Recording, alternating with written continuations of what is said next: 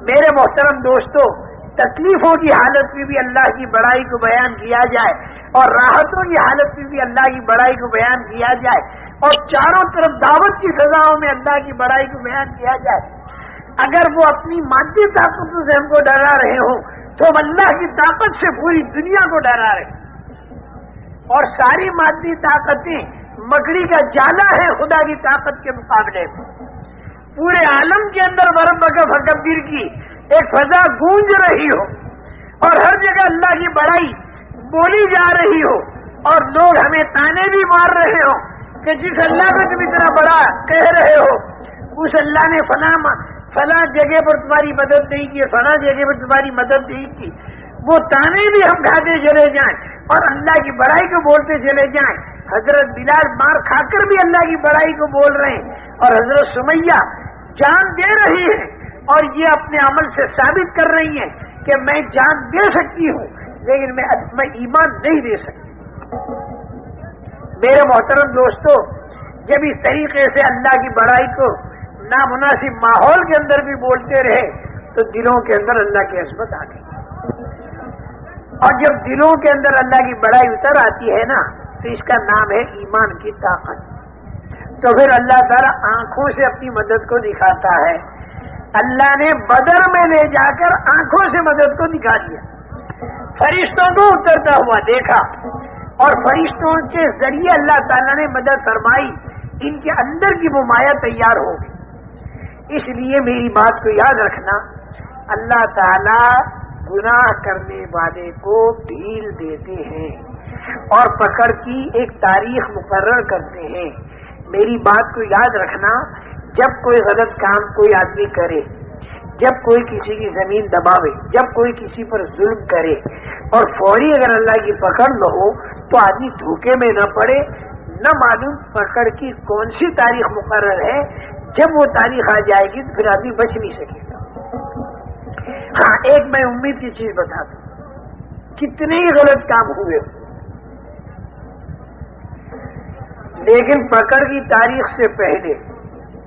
اگر آدمی نے کر لی توبہ تو آپ یقین مانو اگر وہ پکڑ کی تاریخ بھی آ گئی تو اللہ تعالیٰ نہیں پکڑے گا، بالکل نہیں پکڑے گا۔ یہ ڈھیل دے ہی رہا ہے اللہ تعالیٰ تاکہ آدمی رجوع کرے، تاکہ آدمی توبہ کرے۔ لعلہم یرجعون، آج خدا کہہ رہا کہ رے پلٹا کھا جا،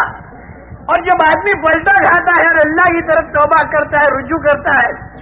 تو اللہ کے روٹھے بندے جب اللہ کی طرف متوجہ ہوتے ہیں تو اللہ اتنے خوش ہوتے ہیں، اتنے خوش ہوتے ہیں، اتنے خوش ہوتے ہیں جس کی کوئی حد نہیں۔ رسول کریم صلی اللہ علیہ وسلم ایسا منظر کھینچتے ہیں، میں یہ اس امید پر کہہ رہا ہوں کہ سارا مجمع اور میں اور ہم سارے کے سارے اللہ کی طرف رجوع کریں اور جتنی آج تک ہم سے غلطیاں ہو گئی ہم اپنے اللہ سے معافی مانگ لیں اور یہ طے کر دیں کہ اللہ آئندہ ہم غلط نہیں کریں گے۔ اس توبہ پر اللہ اتنا خوش ہوتا ہے، اتنا خوش ہوتا ہے کہ حضور اکرم صلی اللہ علیہ وسلم فرماتے ہیں کہ جیسے کسی دیہاتی کا جنگل بیابان میں اونٹ گم ہو جائے، کسی دیہاتی کا اونٹ گم ہو جائے، سارا کھانا پینے کا سامان اس اونٹ کے اوپر لدا ہوا تھا، اونٹ گم ہو گیا تب یہ سمجھا میری موت آ گئی، ڈھونڈا نہیں ملا، اپنی جگہ پر آ کر مرنے کے لیے لیٹ گیا، تھوڑی دیر میں آنکھ کھلی تو اونٹ مل گیا اور اس کے اوپر سارا ساز و سامان بھی ہے۔ تو اس کو اتنی خوشی رسول کریم صلی اللہ علیہ وسلم اس دیہاتی کے خوشی کی منظر کھینچتے ہیں کہ اسے اتنی خوشی ہوئی کہ وہ بات الٹی کہہ رہا ہے، کیا کہہ رہا ہے زیادہ خوشی کے مارے، اے اللہ میں تیرا کتنا اچھا رب ہوں، تو میرا کتنا اچھا بندہ ہے۔ جب آدمی زیادہ خوش ہوتا ہے تو بات الٹی کہہ دیتا ہے۔ میرے محترم دوستو، رسول کریم صلی اللہ علیہ وسلم منظر کھینچ رہے دیہاتی کو خوش ہونے کا، اور بعد بھی یوں فرما رہے ہیں کہ جو اللہ کا روٹھا بندہ اللہ کی طرف متوجہ ہو جائے، توبہ کرے، للہ افرح، اللہ تعالیٰ اس دیہاتی سے بھی زیادہ خوش ہوتے ہیں۔ جو دیہاتی اونٹ کے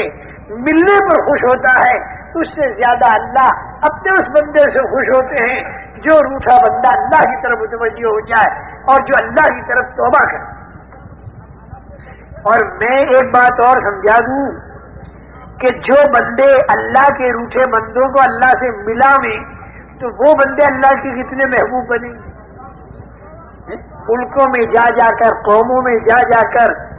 جنوبی امریکہ میں جا جا کر، مختلف ملکوں میں جا جا کر، پیدل سفر کر کر کے، خوب خرچے کر کر کے، خوب کرائے خرچ کر کر کے، سردیاں برداشت کر کے، گرمیاں برداشت کر کے یہ جو افسرا کی پیدل جماعتیں پھرتی ہیں، کبھی ادھر سے ادھر جاتی ہیں، کبھی ادھر سے ادھر آتی ہیں. اندرون ملک میں بھی جو جماعتیں پھرتی ہیں، گشت کے اندر کبھی کھیت میں جاتے ہیں، کبھی دکان پر جاتے ہیں. آدمی آپ کو برا بھلا کہتا ہے، اس کی سہتے ہیں، جھیلتے ہیں، لاتے ہیں، بٹھاتے ہیں، اس کی خوشامدیں کرتے ہیں اور اس کا رجوع اللہ کی طرف ہو گیا. جب ایک روٹھا بندہ اللہ کی طرف متوجہ ہو جاتا ہے، اللہ اتنے خوش ہوتے ہیں. تو جو بندے ان روٹھے بندوں کو اللہ سے جوڑتے ہیں، اللہ سے توڑنے والوں کو جو اللہ سے جوڑتے ہیں، ان کا مقام اللہ کے نزدیک کتنا اونچا ہوگا یہ تو معلوم ہوگا مرنے کے بعد. اللہ ہمیں موت تک اخلاص کے ساتھ اس کام کے اندر لگائے رکھے. اس لیے میرے محترم دوستو، دیکھو میری بات کو سمجھ لو. غلط کام کرنے پر بھی اگر اللہ کی پکڑ نہ آئے تو یہ کوئی تعجب کی چیز نہیں. شروع کے اندر اللہ ڈھیل دیتے ہیں. قرآن میں ساری قوموں کے قصے بتائے، لیکن وہ قومیں غفلت میں پڑی رہی اور جب وقت آیا تو تباہ اور برباد ہو گئی. الا قوم یونس، ایک قصہ اللہ نے حضرت یونس علیہ السلام کی قوم کا ایسا بتایا کہ ڈھیل ان کو بھی دے دی اللہ. وہ بھی بت پرست نافرمان تھے، لیکن اس وقت موعود کے آنے سے پہلے قصہ ان کا یہ ہوا، بڑا امید افزا قصہ ہے. ہم سب کے لیے بڑی امید اس قصے سے، ہم سب کے لیے بڑی امید ہے، چاہے ہم کتنے قصوروار ہوں لیکن اللہ کی طرف اگر رجوع کریں تو یہ الا قوم یونس والا جو قصہ ہے اس سے بڑی امید بن جاتی ہے. دوسری قوموں کے قصے تو یہ بتاتے ہیں